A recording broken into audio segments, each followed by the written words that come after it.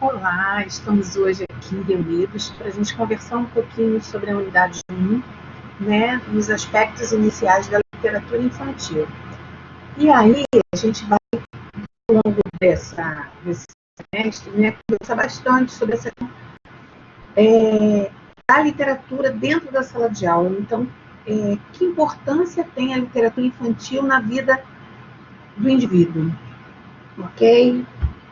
A gente começa discutindo um pouquinho sobre denotação e conotação.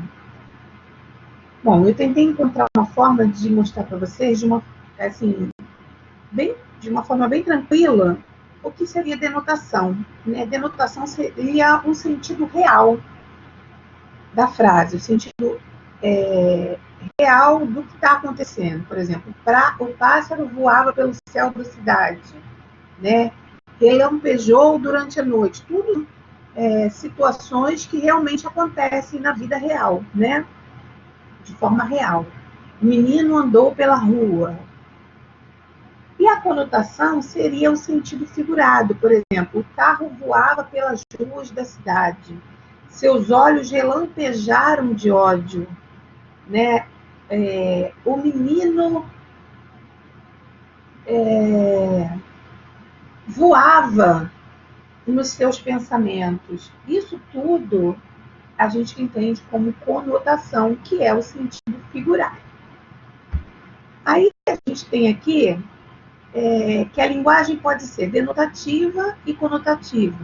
Denotativa, como a gente já discutiu, o sentido não figurado, né? E conotativa é o sentido figurado.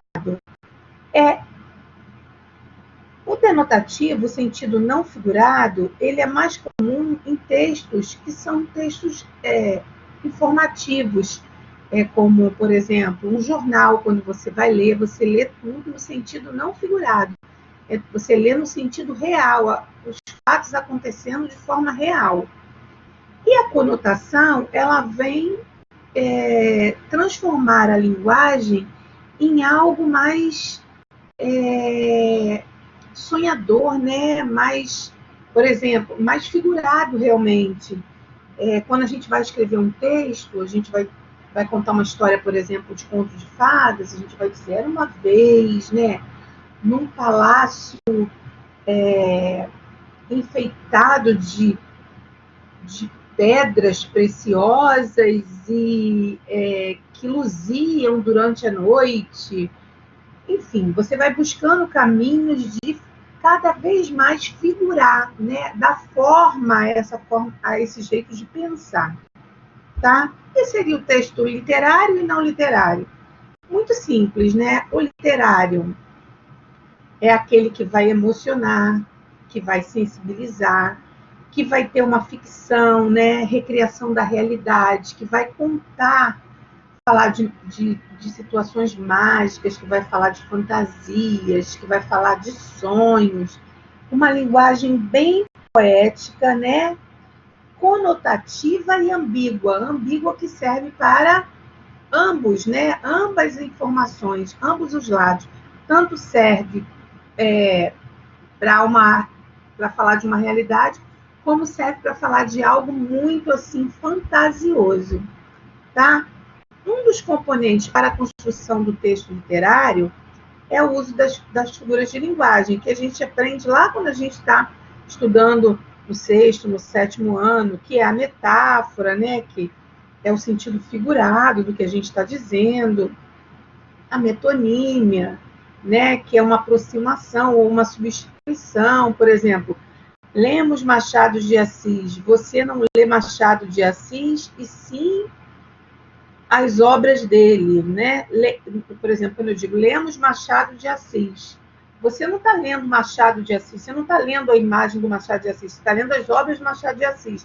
Então, isso é a metonímia. Tem a antítese, o paradoxo, a prosopopeia e a hipérbole, que é sempre aquela que a gente conhece muito, que fala muito do exagero, né? Então, as figuras de linguagem, existem outras, né? Que a gente precisa estar compreendendo o sentido disso, dessas figuras, porque elas estão dentro do texto literário a todo tempo, tá? E aí a gente vai falar de intertextualidade. O que é intertextualidade, né?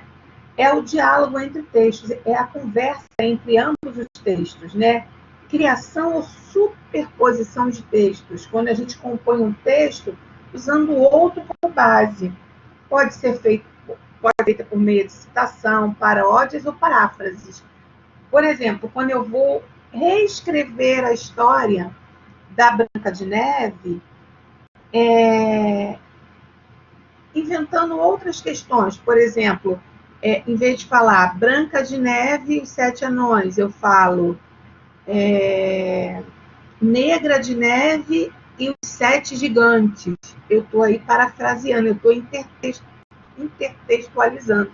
Né? Eu estou criando uma nova forma para aquele texto. Ok? Aqui eu tenho as referências. Ah, desculpa, ainda esqueci de botar aqui. Outro exemplo de intertextualidade, olha. Nós temos a Mona Lisa, né, pintada pelo Da Vinci certinho, e a Mônica Lisa, que é pintada pelo Maurício de Souza. Isso é uma forma de intertextualidade, ok? Botei outro quadrinho aqui também, um trechinho da poesia de Gonçalves Dias, né? Gonçalves Dias diz: nosso céu tem mais estrelas, nossas várzeas têm mais flores, nossa vida mais amores, minha terra tem palmeiras, onde canta o sabiá sou eu, essa era a palmeira, um pedaço de toco cortado. Então, isso aí tudo é um exemplo de intertextualidade, ok?